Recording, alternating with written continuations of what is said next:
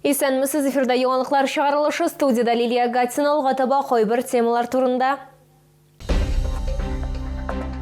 Йөк машиналарыннан алып учкычларга кадәр Ярчалыда машина төзүчеләр көне билгеләп үтелде.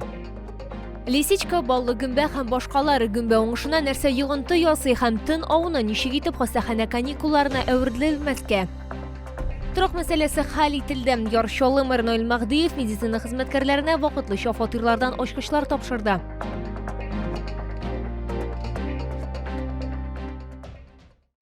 Ярчалыда машина төзүчеләр көне билгеләп үтелде. Әлеге чараны соңгы берничә елда автошәһәрдә машина төзелеше башкаласында уздыралар. Анда тармакның иң яхшы вакилләре җыелган.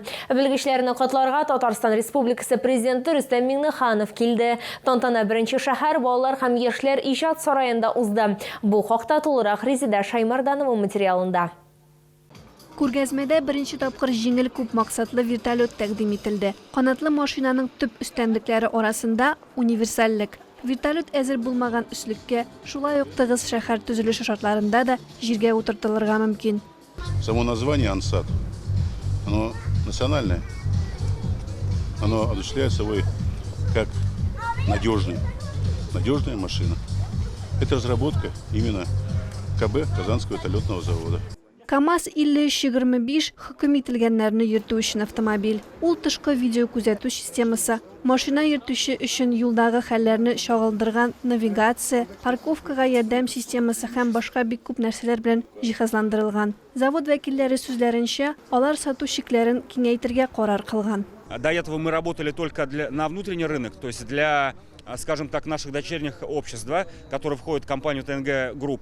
Так как задача поставлена была промониторить весь рынок, то есть по России, мы, соответственно, вышли на этот уровень. Республикада машина төзелеше тармагында 3500-гә якын предприятие эшли. Биредә 138 мең кеше хезмәт куя. Татарстан президенты билгеләп үткәнчә, бу ел тармак өчен гади булмады. В текущем году отечественная промышленность столкнулась с целым рядом вызовов. Ограничения во внешней торговле, нарушение логистических цепочек, перекрытие доступа к западным технологиям и кредитным ресурсам.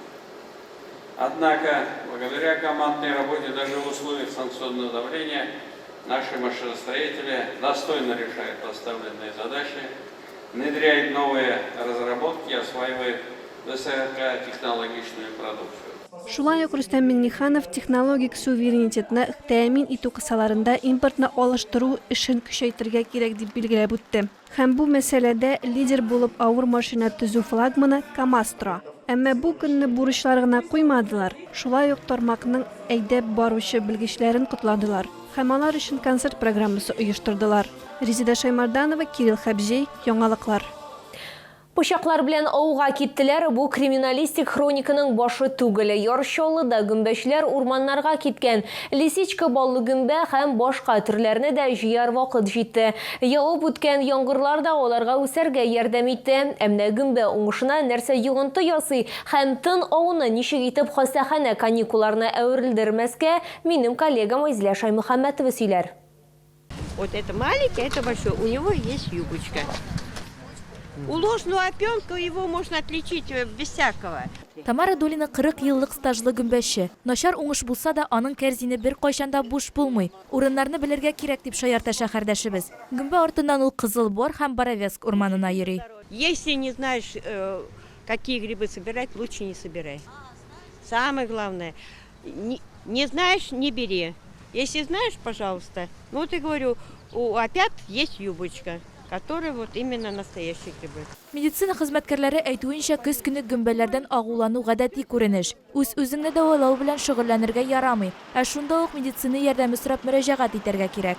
В осеннюю пору случаи отравления грибами довольно-таки распространенное явление. И в этой ситуации оказание мгновенной помощи больному является залогом спасения здоровья и жизни пострадавшего. При отравлении в первую очередь необходимо, конечно же, обратиться в специализированную медицинскую службу, вызвать скорую помощь или больного отвезти самого в больницу, если есть такая возможность. Табиб шулай ук гөмбәләрне яхшылап кайнатырга киңәш итә һәм шунда суган өстәргә куша. Әгәр дә ул зәңгәр төскә керсә, димәк алар арасында агулы гөмбә дә бар. Айзилә Шаймөхәммәтова, Кирилл Хабзей, яңалыклар. Әгәр сезнең борчый торган проблемагыз яисә шатлыклы хәбәрегез булса, безнең редакциянең кайнар элемтә телефонына шалтыратыгыз 51-31-31 номеры тәүлек буена эшли. Хәбәрләрегезне WhatsApp башада юллый аласыз, фото һәм видеоларыгызны 8-939-301-31-31 номеры буенча көтеп калабыз.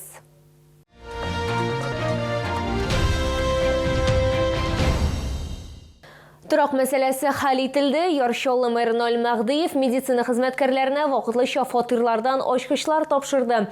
Исегезгә төшерәбез, шәһәр хакимияте 51-01 йортында торак мәйданын ремонтларга карар кылды. Элек аларның кайберләре буш иде. Ачкычлар кемнәргә эләкте?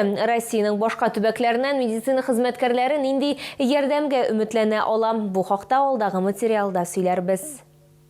Вакытлыча фатир ачкычларын беренчеләрдән булып Зәйнуллиннар алды. Гаилә башлыгы Илдар табиб-рентгенолог 5-нче шәһәр хастаханәсендә эшли. Аның тормыш иптәше Эльвира кардиолог. Ул сугыш ветераннары өчен госпитальдә эшли. Яршаллыга гаилә ел башында күчеп килә.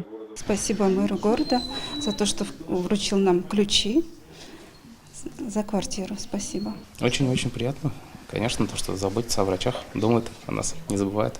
Эльвира белән Илдардан кала Әлфия Сәлимгәрәева да фатир ачкычларын алды. Яшь белгеч июльдән 6-нчы балалар шифаханәсендә табиб-педиатр вазыйфасында эшли. Ул Уфадан күчеп килгән һәм ул автошәһәргә үзенең хезмәттәшләрен дә чакырырга тели. Есть такая возможность получить служебную квартиру, почему бы и нет. И поликлиники здесь очень-очень даже хорошие. Город мне очень нравится, просто свободный, хороший, и люди здесь очень хорошие, пациенты все очень добрые и отзывчивые.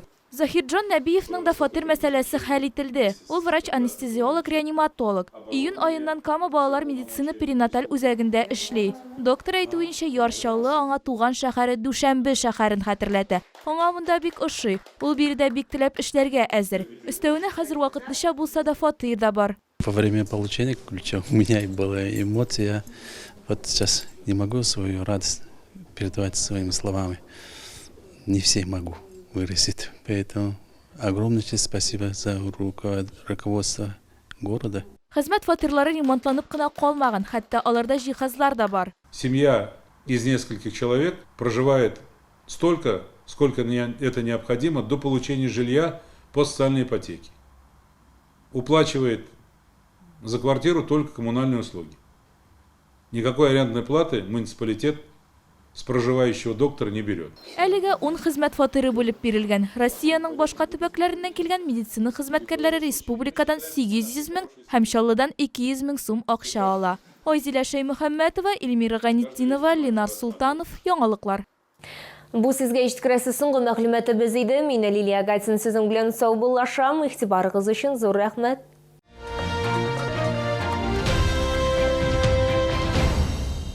16 октября. Концертный зал Сары Садыковой. Гитарист-виртуоз Дидюля. Требуются водители-экспедиторы категории С, водители на ДАФы категории Е, грузчики. Телефон 8 919 626 30 70.